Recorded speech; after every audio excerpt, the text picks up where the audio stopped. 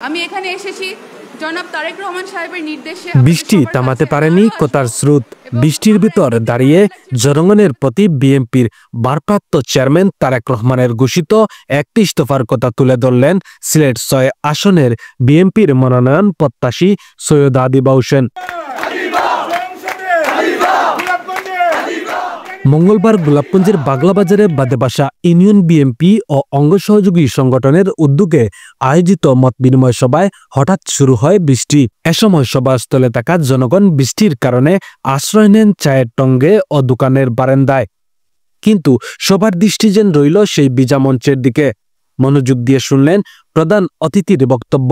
আমি এখানে এসেছি জনাব তারেক রহমান সাহেবের নির্দেশে আপনাদের সবার কাছে। আমি আরও আসব এবং আমার একদিক দিয়ে খারাপ লাগছে এরকম বৃষ্টিতে আপনাদের কষ্ট হচ্ছে, অপর দিকটা আমার ভালো লাগছে যে আপনারা এত কষ্টের মধ্যেও দাঁড়িয়ে এখানে আমাদের সময় দিচ্ছেন আমাদের বক্তব্য শোনার। মত বিনিময় সভায় বাদেবাসা ইউনিয়ন বিএনপির সভাপতি লোকমান আহমদ লুকুসের সভাপতিত্বে ও সাধারণ সম্পাদক শাহিন আহমেদের পরিচালনায় বক্তব্য রাখেন বিএনপি ও অঙ্গ সহযোগী সংগঠনের নেতৃবৃন্দ।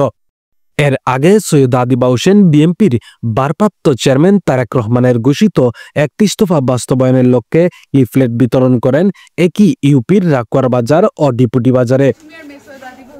দিনভর সৈয়দ আদিবা হোসেনের সাথে একাধিক অনুষ্ঠানে উপস্থিত ছিলেন উপজেলা বিএনপির সহসভাপতি আব্দুল কাদের সেলিম, লক্ষ্মীপাশা ইউনিয়ন বিএনপির সাধারণ সম্পাদক ফখরুল ইসলাম, উপজেলা যুবদলের যুগ্ম আহ্বায়ক রাজু আহমদ, পৌর ছাত্রদলের সদস্য সচিব টিপু সুলতান, ছাত্রদল নেতা শাহরিয়ার আহমদ নবিল ও মুন্না।